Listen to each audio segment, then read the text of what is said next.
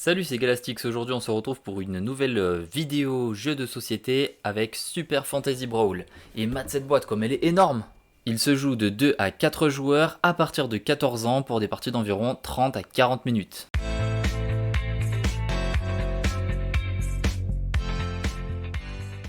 Choix du personnage et recrutement. Chaque joueur choisit 3 champions de son choix ou on procède à un recrutement. Formez un groupe commun de 6 champions minimum. Le deuxième joueur recrute un champion, tu en choisis un. Le deuxième joueur en choisit un deuxième, puis toi aussi. Le deuxième joueur prend son dernier personnage et toi également, et tu remets les champions restants s'il y en a dans la boîte. Alors ici, ce sont des personnages de 2 extensions pour Fantasy Brawl, donc normal que tu les aies pas. Vous prenez chacun 3 anneaux correspondant à la couleur de votre côté du plateau, et vous clipsez ça aux champions pour les reconnaître. Tu prends les 3 cartes qui correspondent à tes champions et tu les poses ici. Ils ont en plus chacun un paquet de 6 cartes, tu prends les paquets de tes 3 champions et tu les mélanges, ça te fera ta pioche. Les défis et points de victoire. Tu as 22 cartes défis que tu peux réaliser pour obtenir des points de victoire. Tu les places ici et à la fin de chaque round, c'est-à-dire quand tous les joueurs ont fini leur tour, tu fais glisser toutes les cartes défis dans le sens des flèches et tu retournes une nouvelle carte défi. Tu ne peux pas faire la première carte défi. Tu dois obligatoirement faire un défi sous un des trophées de victoire. Tu dois aussi savoir que lors du premier round, aucun défi ne peut être remporté et que tu retournes une carte que tu places sur le premier point de victoire et une autre dans la case sans trophée. Lorsqu'un défi atteint cette case, tu dois le défausser.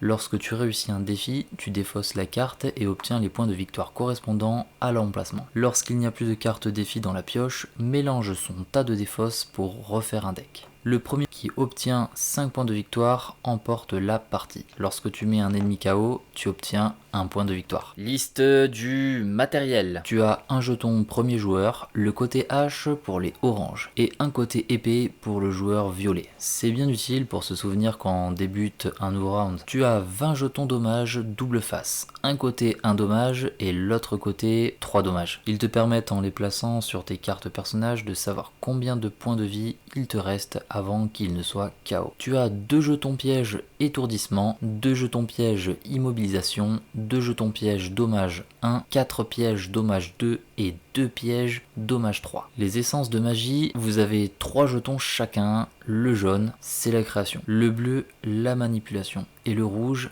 c'est la destruction. Tu les mets ici à leur couleur correspondante. Tu dois les activer pour jouer une carte. Le jaune pour les cartes créativité, le bleu pour les cartes manipulation et le rouge pour les cartes destruction. Tu peux aussi les activer pour utiliser un effet marqué sur ton plateau. Tu obtiens donc un point de mouvement, peu importe celui que tu actives, plus un effet propre à chacun. Donc le jaune, tu obtiens soin 1, c'est-à-dire que tu retires un dommage d'une de tes cartes champions. Avec le bleu, tu as plan 1, c'est-à-dire que tu choisis une des cartes de ta main et tu peux la placer sur le dessus de ton deck. Le rouge, quant à lui, te permet d'infliger un dommage à un champion adverse adjacent, c'est-à-dire en contact socle à socle. Si tu actives les 3 d'un coup, tu as à la place 2 en mouvement. Le plateau de jeu. Ici, tu as la zone de déploiement et ici, celle de ton adversaire. Là, ce sont les cases pièges.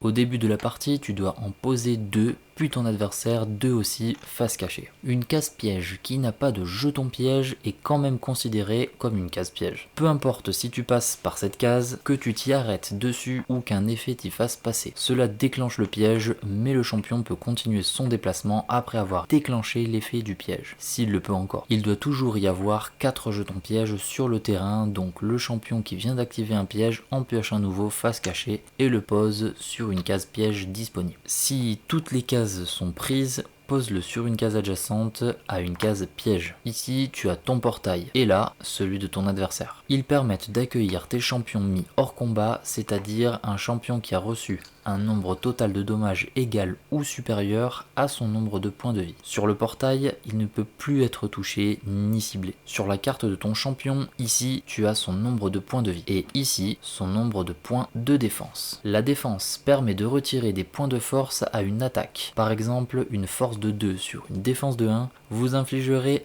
un dommage. Attention, les dommages ne sont jamais affectés par les points de défense. Le champion ayant mis un champion adverse hors de combat remporte, comme on l'a dit tout à l'heure, un point de victoire. Il devient expérimenté, c'est-à-dire qu'il retourne sa carte et a de nouvelles compétences. Un champion expérimenté mis hors combat doit retourner à nouveau sa carte, il n'est donc plus expérimenté. Lors d'une mise hors combat, retire tous les dommages de la carte du champion. Pour réactiver un champion, il doit utiliser un point de mouvement, que ce soit avec une carte ou une compétence de votre plateau. Et tu devras obligatoirement le faire rentrer sur une case zone de déploiement. Une fois dans l'arène, il peut continuer son déplacement et faire son action. Si durant son activation ton champion ou un champion allié est hors combat, l'adversaire remporte un point de victoire. S'il y a une mise hors combat simultanée dans chaque équipe, chacun remporte un point de victoire et le champion activé devient expérimenté. Pour les zones, tu as ici en bleu la zone matérialisation avec la statue d'Esmae que tu vas mettre là.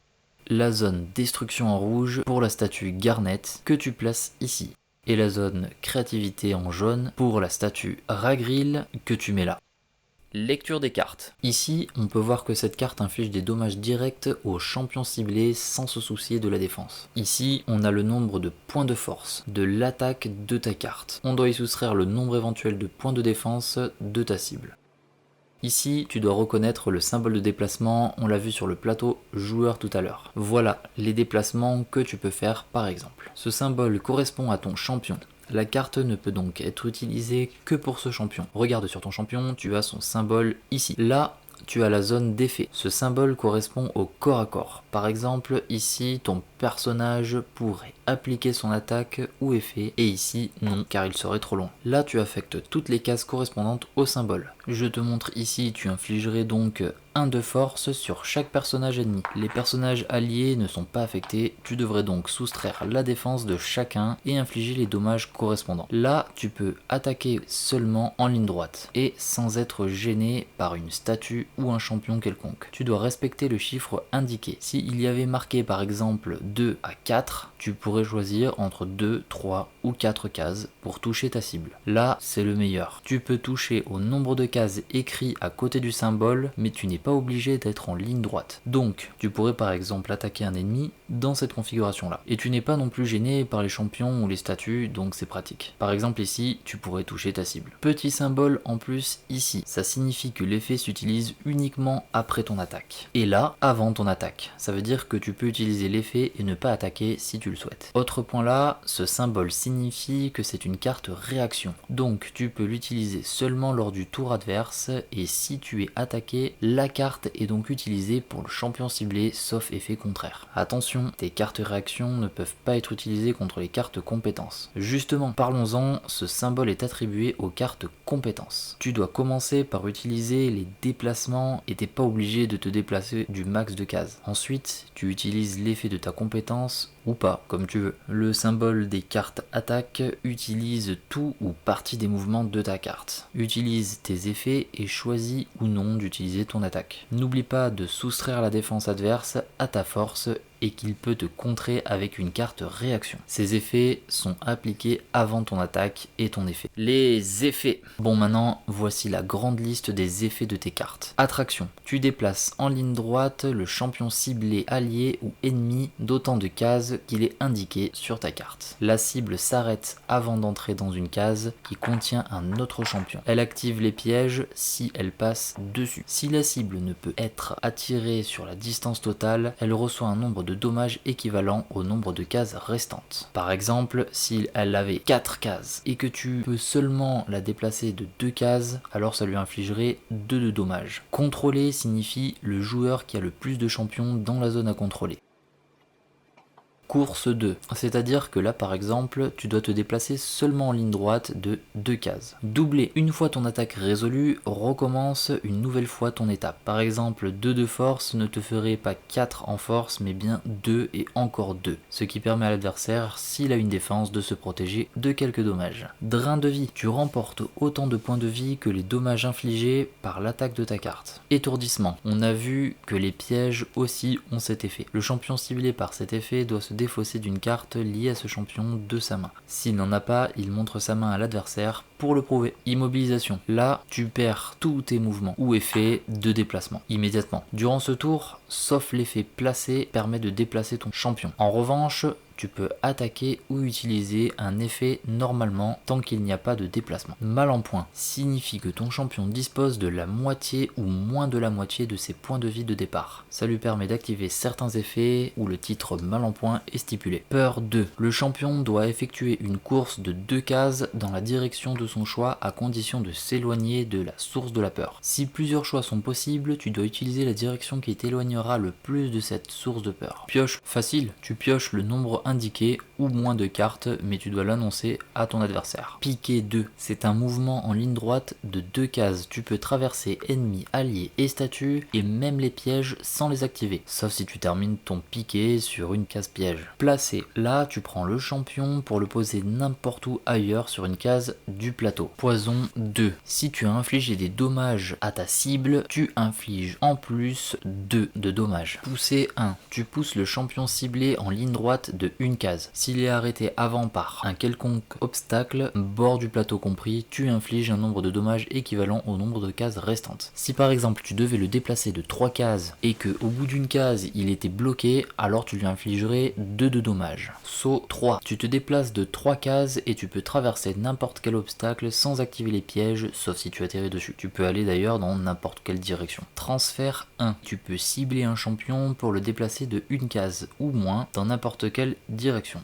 Et pour finir, comment se déroule un tour? Tu débutes avec la phase de marque. Là, tu regardes si tu satisfais aux conditions d'une ou plusieurs cartes défi, sauf lors du premier round. Après, tu as la phase d'activation. Bah là, tu utilises tes cartes actions ou des actions standards de ton plateau joueur. Tant que tu as assez d'essence magique, de la couleur, tu peux jouer des cartes. Tu dois résoudre totalement ta carte avant d'en jouer une autre. À savoir, si tu veux pas utiliser l'effet d'une carte, ça la compte comme utilisée. Donc tu peux jouer une autre carte après. Utilise donc les mouvements de ta carte action ou pas. Tu peux rester sur place si tu veux. Après, tu utilises les effets ou capacités où il y a le symbole marqué avant. Puis, tu utilises ou non ton attaque avec les points de force ou de dommage. Tu désignes la cible. L'adversaire choisit ou non d'utiliser une carte réaction en dépensant une essence correspondant à la couleur de sa carte. Attention, il peut utiliser qu'une carte réaction par action d'attaque. Soustrais la valeur de défense de l'adversaire à ta force si tu utilises de la force. Applique les dommages de l'attaque. L'adversaire utilise les effets du symbole ici de sa carte réaction. À ton tour d'utiliser ton symbole post-attaque. Dernière étape, la phase d'entretien. Tu régénères tes essences. Tu pourras donc les utiliser pour tes cartes réaction. Mais si tu les utilises, tu auras des essences en moins pour tes cartes attaque et compétences. Puis tu défausses tes cartes restantes de ta main pour en piocher à nouveau 5. N'oublie pas, si t'as plus de cartes dans ta pioche, tu prends ta défausse et tu la mélanges, ça te fera un nouveau paquet. Et voilà, c'est la fin de cette vidéo règles de jeux de société, j'espère que ça t'a plu. Si tu veux plus de contenu, règles de jeux de société,